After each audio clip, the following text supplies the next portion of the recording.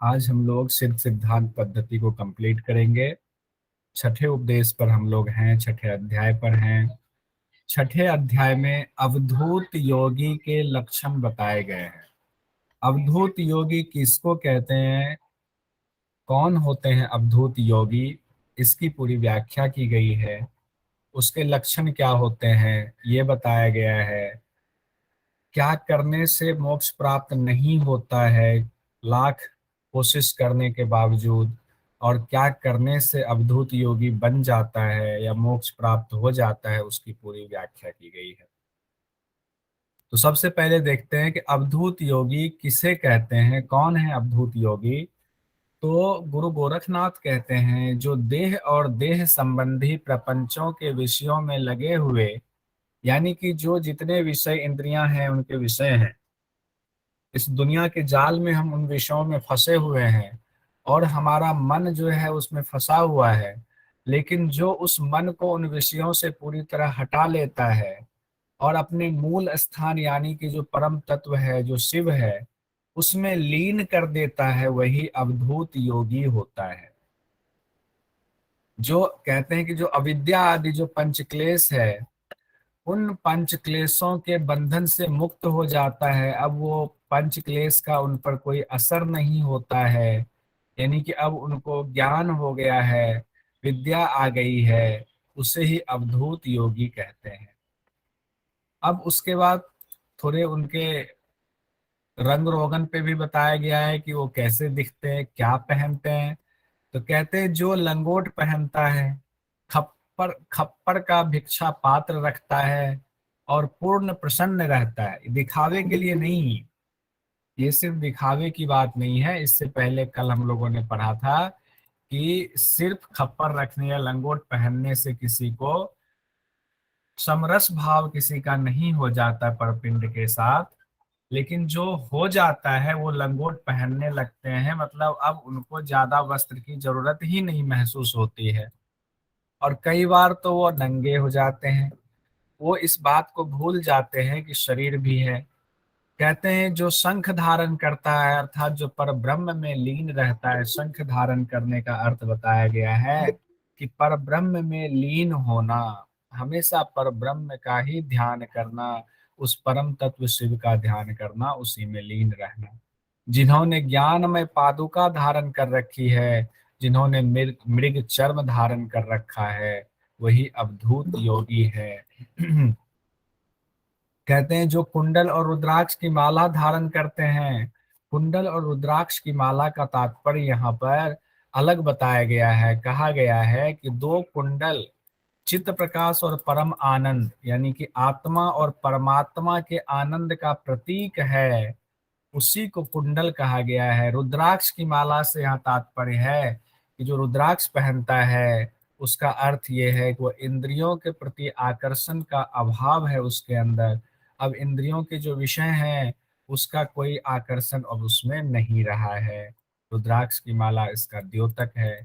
कहते हैं जो सामान्य लोगों की परवाह नहीं करते हैं, जो सामान्य लोगों के साथ तो रहते हैं लेकिन उनको ये उनको इस बात का की कोई चिंता नहीं होती है कि लोग क्या कहेंगे। वो लोगों की परवाह ना करते हुए अपनी आत्मा के प्रदेश में स्थिर रहता है, अपनी आत्मा में ही स्थिर रहता है। मानो कि सबके बीच होते हुए भी वो एकांत में है, वही अवधूत योगी है। जो सोमरस का निरंतर पान करता रहता है खेचरी मुद्रा के लिए, वही अवधूत योगी है। जो कभी भोगी के समान, कभी योगी के समान, कभी पिशाच के समान बिना वस्त्र के रहता है, कभी राजा सा व्यवहार करता है, कभी गुरु के समान ज्ञान देता है, व्यवहार करता है, यानी कि वो पूरी तरह मदमस्त रहते हैं, उनको किन्हीं की परवाह नहीं है। ऐसे योगी अवधूत योगी होते हैं। जब तक हमारी दृष्टि ना हो अवधूत योगी को पहचानने की, तो हम समझेंगे कि जैसी दृष्टि जैसी वैसी सृष्टि। तो योगी हर जगह रह सकते हैं, हर जगह पच जाते हैं। तो उन कैसे, अब उस बारे में आगे बताया गया है।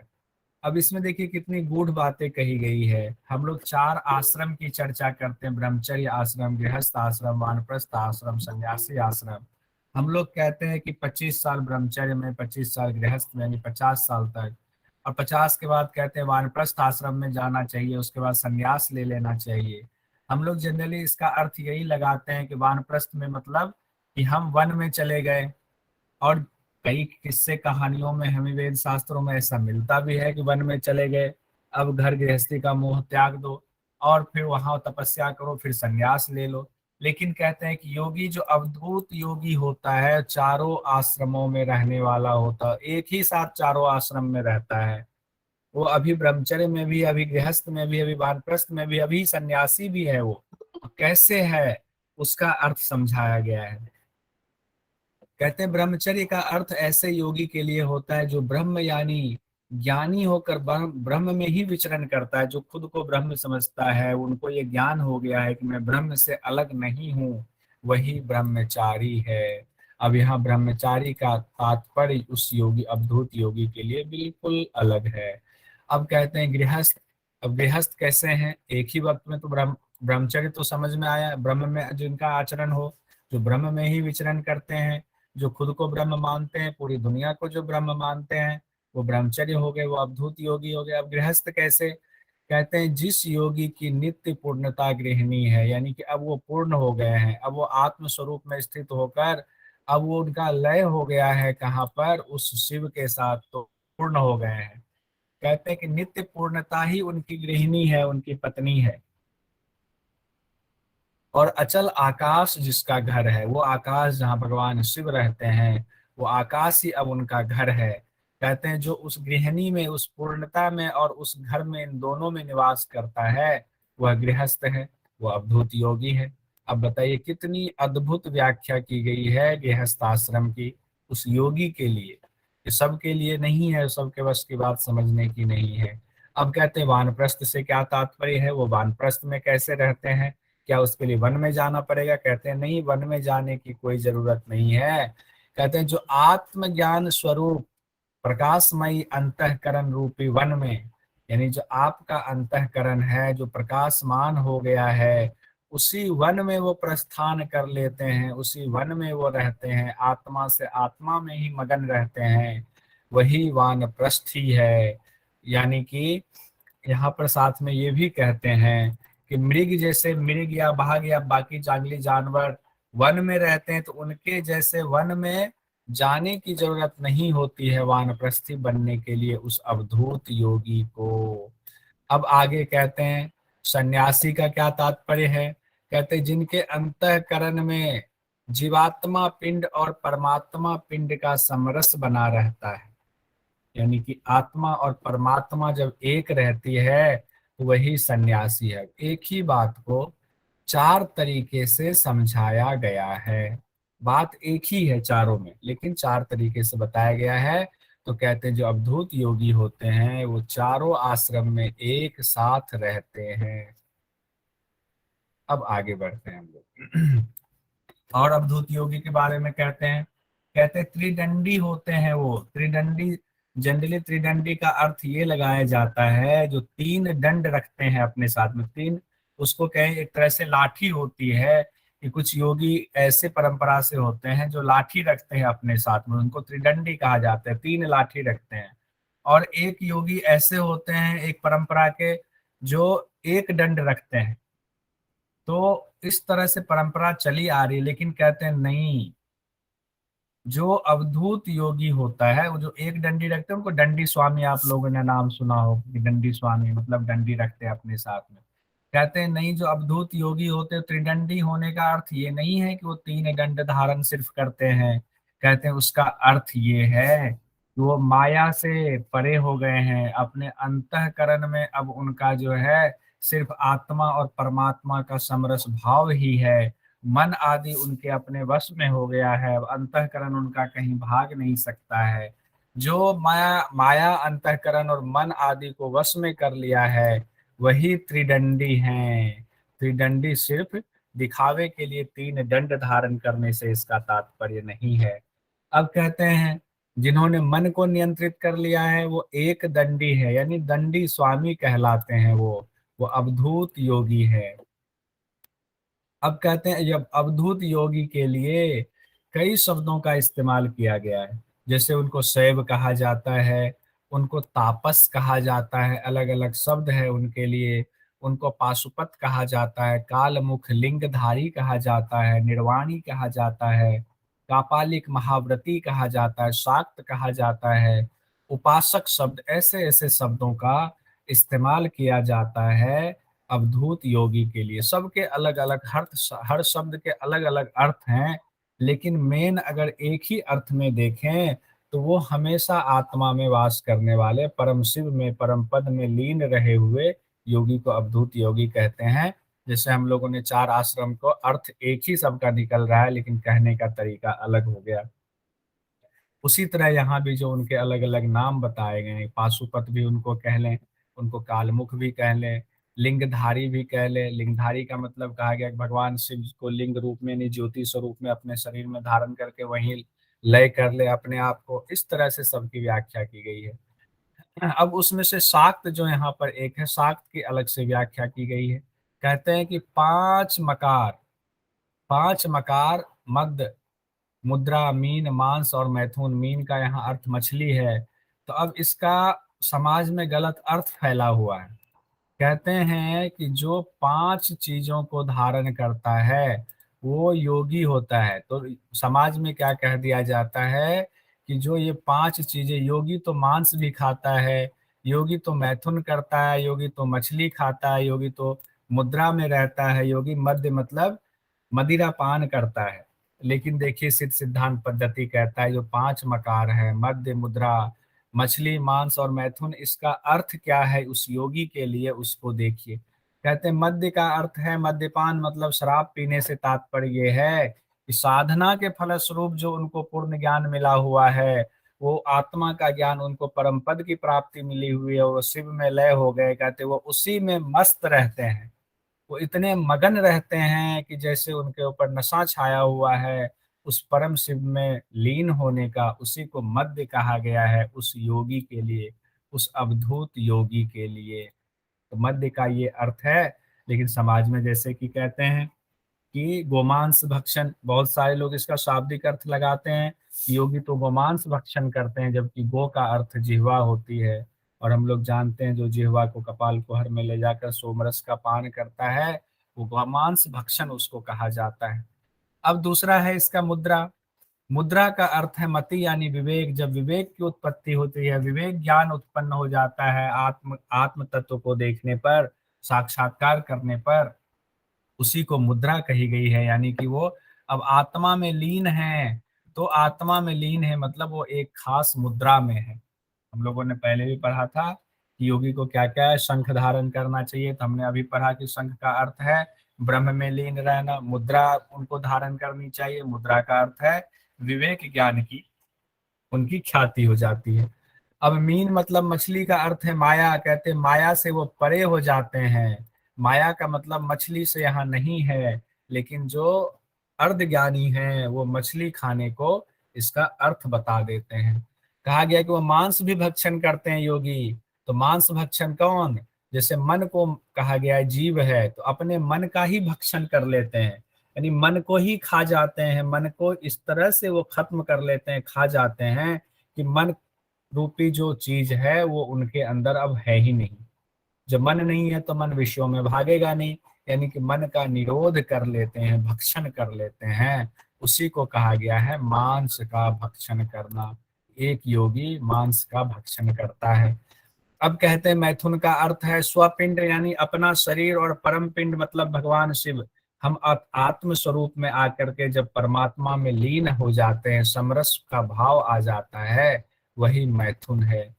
अब कितनी दिव्य व्याख्या की गई है। ऊपर 5 दिव्य व्याख्या की गई थी, चारों आश्रम की व्याख्या दिव्य रूप में की गई, और नीचे ये 5 मकार की, मध्य, मुद्रा, मीन, मांस और मैथुन की व्याख्या की गई जो दिव्य है। अब उपासकों के प्रकार बताए गए हैं।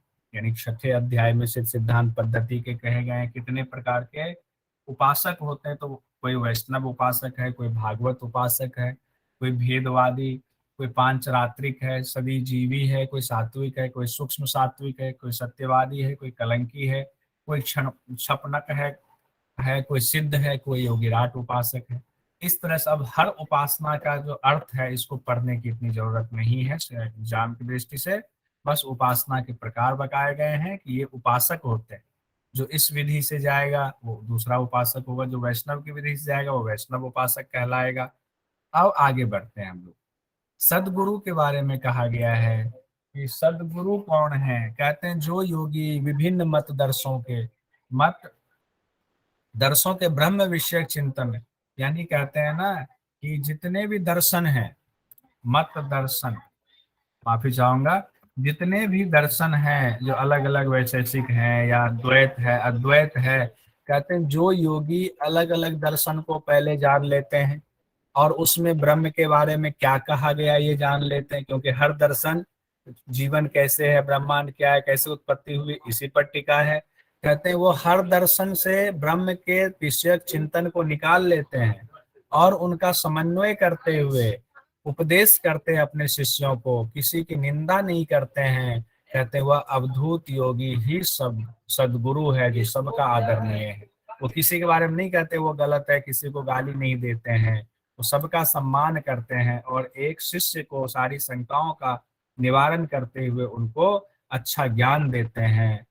अब कहते हैं अद्वैत वेदांती अनेक प्रकार के रूप। अब जो ऊपर कहा गया है उसी की थोड़ी सी नीचे व्याख्या की गई है। कहते हैं जो अद्वैत को मानते हैं, अद्वैत को मानने वाले क्या होते हैं, वेदांती अनेक प्रकार के रूखे तर्क देते हैं। उनकी बुद्धि तीव्र माया से ग्रस्त होती है, बहुत बुद्धिमान होते हैं वो अपनी बात को रखने में, लेकिन वो दूसरे को काटते हैं और सिर्फ अपनी ही बात पर डटे रहते हैं। तो कहते हैं कि उनकी बुद्धि जो है माया से ग्रस्त है, इसीलिए वो अपनी बात पर डटे रहते हैं। अब कहते हैं कि वैशेषिक दर्शन वाले क्या करते हैं, वो वैशेषिक दर्शन को ही मुख्य मानते हैं और किसी को मानते ही नहीं। और क्या कहते हैं उनकी बुद्धि द्वैतवाद के चक्कर में फंसी रहती है। वो कहते हैं आत्मा अलग है परमात्मा अलग है, तो वो द्वैतवाद में फंसे रहते हैं। तो कहते हैं ये भी ठीक नहीं है, रिजिड नहीं होना चाहिए किसी चीज पे। कुछ दार्शनिक भेदभाव से परेशान रहते हैं कि ये ठीक नहीं है, ये ठीक नहीं है। जैनवाद, बौद्धवाद, दर्शन, वैशेषिक दर्शन, द्वैतवाद अद्वैतवाद में फंसे रहते हैं, सांख्यवाद में फंसे रहते हैं। कहते हैं कि वो भी ठीक नहीं है, लेकिन इस तरह ये लोग वास्तविक तत्व ज्ञान से वंचित रह जाते हैं। गुरु गोरखनाथ कहते हैं जो तरह तरह के मत और भ्रम में फंसे हैं वो तत्व ज्ञान से वंचित रहते हैं। और तत्व ज्ञान से वंचित कौन नहीं रहते हैं, तो यहाँ बताया गया है जो सभी मतों को मानते हैं और उसमें ब्रह्म विषयक चिंतन का समन्वय करते हुए उपदेश करते हैं, वो सदगुरु हैं। इसीलिए सदगुरु का सहारा लेना चाहिए, इसीलिए सदगुरु को सर्व ऊपर सबसे ऊपर माना गया है। अब कहते हैं अज्ञानी लोग क्या कर रहे हैं, दुख का भार ढो रहे हैं। जो ऐसे अज्ञानी लोग जो ऊपर ऊपर बताया गया है कि अपने अपने क्षेत्र को श्रेष्ठ बताने में लगे हुए हैं। उसके बाद कहते हैं कि बहुत सारे कर्मकांड में लगे हुए हैं। वो कर्मकांडी क्या करते हैं, अपना अपना मत बना करके, आश्रम बना करके अपने भक्तों को अलग अलग विधि से कहते हैं कि आपको मोक्ष मिल जाएगा, स्वर्ग मिल जाएगा। कोई कहते हैं कि यज्ञ करो, यज्ञ से स्वर्ग मिल जाएगा। कोई कहते हैं व्रत रखो, व्रत से स्वर्ग मिल जाएगा। ये दुख का भार ढो रहे। कोई कहते हैं तपस्या करो, तपस्या करने से आपको जो है स्वर्ग मिल जाएगा। कोई कहते हैं तीर्थ करो, तीर्थ यात्रा करोगे तो आपको स्वर्ग मिल जाएगा। कोई कहते हैं मंत्र जाप करो, आपको स्वर्ग मिल जाएगा। कोई कहते हैं मौन धारण कर लो, आपको स्वर्ग मिल जाएगा। अब गुरु गोरखनाथ कहते हैं जो जो ऐसे भ्रम में पड़े हुए हैं ये सब सत पथ से वंचित है, यानी परम पद से ये सब वंचित है। ये अपने आप को समझते हैं मिल जाएगा, लेकिन इनको मिलता कुछ नहीं है। अब देखिए आगे एक एक चीज बताया गया है। आपको यहाँ कंफ्यूजन यहाँ से शुरू होगी, लेकिन कंफ्यूजन का निवारण भी किया गया है। कहते हैं जो साधक रेचक पूरक कुंभक द्वारा, यानी हम लोगों ने पढ़ा हुआ है, प्राणायाम करते हैं, नारी शोधन करते हैं, और नारी शोधन के बाद कहते हैं कि हृदय कमल में चित्त को पूर्ण स्थिर कर लेते हैं, यानी कि हृदय कमल पे ध्यान ले गए और समाधि में स्थिर हो जाते हैं। कहते हैं उसके बाद उसी हृदय कमल में हम ओंकार रूप ज्योति के स्वरूप का ध्यान करते हैं और आज्ञा चक्र में अनादि अनंत परमेश्वर का दर्शन भी कर लेते हैं। कहते हैं उसके बावजूद भी परम शिव का पद प्राप्त नहीं होता है। आप कहेंगे उस स्थिति तक पहुंचने के बाद तो परम शिव का पद प्राप्त होना चाहिए। तो गुरु गोरखनाथ कहते हैं नहीं, परम शिव का पद प्राप्त नहीं होता है। क्यों नहीं होता है वो आगे बता रहे हैं।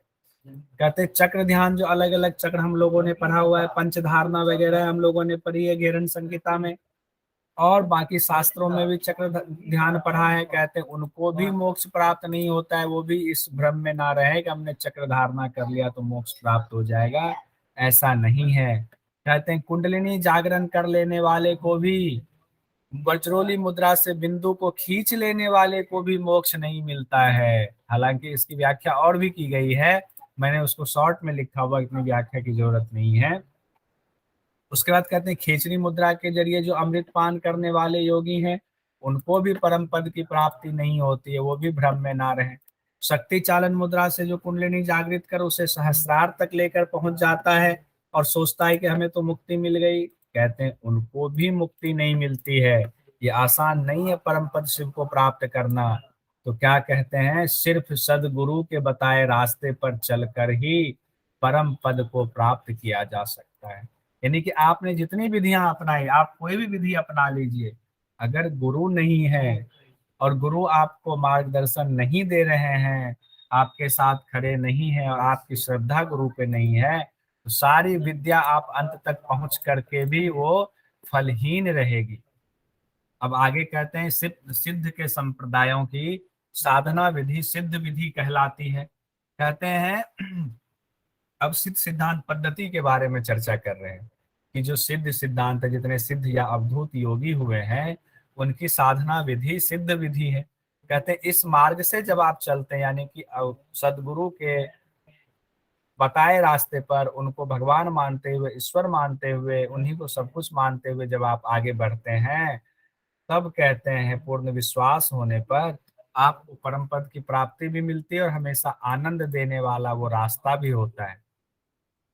अब आगे सिद्ध सिद्धांत पद्धति का ज्ञान किसको दें, इस बारे में चर्चा है।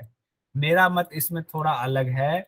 सिद्ध सिद्धांत पद्धति का ज्ञान किसको दे से तात्पर्य यहाँ पर ज्यादातर लोगों ने ये लगाया है, जो ये पुस्तक हमने पढ़ी है सिद्ध सिद्धांत पद्धति, उस पुस्तक का ज्ञान किसको दे। जबकि मेरा मानना है सिद्ध सिद्धांत पद्धति का ज्ञान से तात्पर्य है उस परम पद को पाने के लिए जो योग विद्या है गुरु के पास, वो ज्ञान किसको दें, ये कहना चाह रहे हैं। लेकिन यहाँ पर ज्यादातर व्याख्याकारों ने ये लिखा हुआ है कि जो सिद्ध सिद्धांत पद्धति पुस्तक है उसका ज्ञान किसको दें। तो मेरे विचार से तो पुस्तक में तो पूरा ज्ञान है ही नहीं, क्योंकि गुरुमुख विद्या है ये। गुरुमुख विद्या की वजह से इसमें सिर्फ थोड़ी बहुत झलकियां दी गई हैं पुस्तक में, और झलकियां दे करके हर जगह ये इंडिकेशन दिया गया है कि गुरु से आपको शिक्षा मिलेगी, गुरुमुख से आपको ज्ञान मिलेगा। जब इसमें पूरी विद्या है ही नहीं तो इसको किसी को बताए या ना बताए, इससे कोई फर्क नहीं पड़ेगा। लेकिन सिद्धों का जो सिद्धांत है, वो पद्धति है, उसका ज्ञान, उस गुरु ज्ञान किसको मिलना चाहिए, इस बारे में देखिए क्या कहा जाता है। लेकिन एग्जाम की दृष्टि से अगर आए कि सिद्ध सिद्धांत पद्धति पढ़ने का अधिकार किनको है, तब हम इसी सेंस में जाएंगे। अब कहा गया है इस सिद्ध सिद्धांत पद्धति का उपदेश सिर्फ शिष्य को ही करना चाहिए। जो आपके शिष्य हैं, यानी जो अवधूत योगी हैं, उनको चाहिए कि वो अपने शिष्य को ही सिर्फ इसका उपदेश करें और अन्य किसी को नहीं करे। यदि जन सामान्य सामने बैठा हो तो अपने शिष्य को उनके सामने भी शिक्षा नहीं देनी चाहिए, ये भी कहा गया है। अब यहीं पर थोड़ा सा मैं बताना चाहूंगा कि अभी कुछ दिन पहले ही मैंने क्रिया योग की दीक्षा ली। जब दीक्षा का कार्यक्रम हो रहा था तो उससे पहले गुरुजी ने वहां से जितने बाकी लोग थे, जो उनके सगे संबंधी आए हुए थे मिलने के लिए, कहा अब ठीक है, अब आप लोग जाकर के दूसरे कक्ष में, अलग से उनके रहने की व्यवस्था की गई थी, वहां सब लोग चले गए। फिर गेट बंद कर दिया गया, सिर्फ जो है वही लोग बचे जो दीक्षा लेने वाले थे। फिर उनके सामने गुरुमुख से उस ब्रह्म ज्ञान की दीक्षा उन्होंने दी थी, और उन्होंने साफ कहा था एक चीज कि इसको किसी के सामने सार्वजनिक करने का अधिकारी आप नहीं है, ना करें। अगर आप ऐसा करेंगे तो आप दंड के भागीदार होंगे। कैसा दंड मिलेगा उन्होंने ये नहीं बताया था, उन्होंने बहुत सहजता से कहा था ऐसा ना करें, भारी दंड मिलता है इसका। लेकिन इस पुस्तक में सबसे लास्ट में बताया गया है कैसा दंड मिलता है अगर आपने गुरु से दीक्षा ले ली। और आप जिस किसी को भी बताए जा रहे हैं तो उसकी चर्चा है। खैर आगे अभी देखते हो, लास्ट में है, किसी को स्नेह बस डर के भय से लोभ में पड़कर मित्रता में इस शास्त्र का उपदेश ना कर दें कि हमने तो दीक्षा ले ली, हमारे मित्र हैं या हमारी पत्नी है तो हम इनको दीक्षा दे देते हैं क्योंकि हमने तो सीख लिया हुआ है। कहते हैं नहीं, ऐसी गलती ना करें। कहते हैं अपने पुत्र को भी तभी इसका उपदेश दें जब वह आपका शिष्य हो जाए, शिष्यत्व धारण कर ले, तभी उपदेश करना चाहिए इस ब्रह्म विद्या का, इस सिद्ध सिद्धांत पद्धति का। कहते हैं किसको करना चाहिए? जो दयालु हो, जो इसका चित्त स्थिर हो, जिनका चित्त चंचल हो उनको नहीं, जो घृणा लज्जा लालच से परे हो, ईर्ष्या अभिमान छल से जो पूर्णतया रहित हो, उन्हें ही इसका उपदेश करना चाहिए। इसीलिए गुरु भी पहले शिष्य का परीक्षा लेते हैं शिष्य की, उसके बाद ही उनको जो है देते हैं उस ब्रह्म विद्या का ज्ञान। कहते हैं दूसरों की निंदा करने वाले जो हैं दुराचारी हैं, गुरु तल्पक हैं, दुष्ट हैं, जिन्हें निद्रा और झगड़ा प्रिय है, ऐसे लोगों को सिद्ध सिद्धांत पद्धति का उपदेश नहीं करना चाहिए। अब यहाँ दो अर्थ आ जाएगा, सिद्ध सिद्धांत पद्धति पुस्तक की बात हो रही है या सिद्धों की जो सिद्ध पद्धति है ब्रह्म ज्ञान है उसकी बात आ रही है। तो एग्जाम की दृष्टि से सिद्ध सिद्धांत पद्धति पुस्तक याद रखिएगा, लेकिन ज्ञान की दृष्टि से उन गुरुओं की जो परंपरा है, जो ब्रह्म ज्ञान है, उनकी बात कही जा रही है। सिद्धों के सिद्धांत को दुष्ट जनों से छिपा कर रखना चाहिए हमेशा ही। अब आगे कहते हैं जो इस विद्या की रक्षा नहीं करता, अभी जो बात हो रही थी कि आपको दीक्षा मिल गई और आपसे किसी ने पूछा मैं तो आपका परम मित्र हूँ, मुझे बता दो गुरुजी ने क्या कहा, आपको क्या बताया है, मैं भी कर लेता हूँ। आपने सोचा है तो परम मित्र है, इसको कैसे, चलो गुरुजी तो देख नहीं रहे, चलो इनको बता देते हैं। कहते हैं जो इस विद्या की रक्षा नहीं करता, जिस किसी को भी ये ज्ञान दे देता है, उसके सिर पर भूचरी खेचरी साकरी निशाचरी देवियों और सिद्ध भैरवों का सांप लगता है। अतः यत्न पूर्वक इस ज्ञान की रक्षा करनी चाहिए। अब आप सोचिए कि कितनी बातें कही गई है ये, कि जो योग्य नहीं है, आप गुरु अभी बने नहीं हैं और आप लोगों ने सिर्फ दीक्षा ली और आप किसी को भी दे रहे हैं। और गुरुओं के लिए भी इसमें कहा गया है कि जिस किसी को इसका ज्ञान नहीं देना है, अगर आप देते हैं तो आपको बड़ा भारी श्राप लगता है, श्राप लगता है। कहते हैं जो व्यक्ति भक्ति पूर्वक आदिनाथ भगवान को प्रणाम करके सिद्ध सिद्धांत पद्धति को लिखकर पढ़ता है, यानी जो आपको गुरु से जो ज्ञान मिला है उसको आप अपने मन मस्तिष्क में लिख लेते हैं, उसका मनन करते हैं, चिंतन करते हैं और फिर उस पर कार्य करते हैं, तो कहते हैं कि ऐसे साधक परम गति मोक्ष को प्राप्त करता है। इस तरह से हमारा सिद्ध सिद्धांत पद्धति को, बहुत लंबा था, शॉर्ट में हमने निपटा दिया। यही गूढ़ ज्ञान था छठे अध्याय का, ये हमारा कंप्लीट हो गया सिद्ध सिद्धांत पद्धति। अभी किन्हीं को कोई सवाल है तो पूछें। अच्छा लेखा जी आपका हो गया था ना वो? हाँ सर, कल पता चल गया, मतलब नेक्स्ट चैप्टर में ही थोड़ा सा हाँ, समझ में गया फिर से। वही था ना जो मैंने आपको भेजा था हाँ या कुछ अलग बिल्कुल। था? नहीं नहीं सर, वही था, वही वही था, था। ठीक है। किन्हीं का सर कोई सवाल इसमें है? इसमें सर थोड़ा थोड़ा सा कुछ समझा दोगे क्या आप?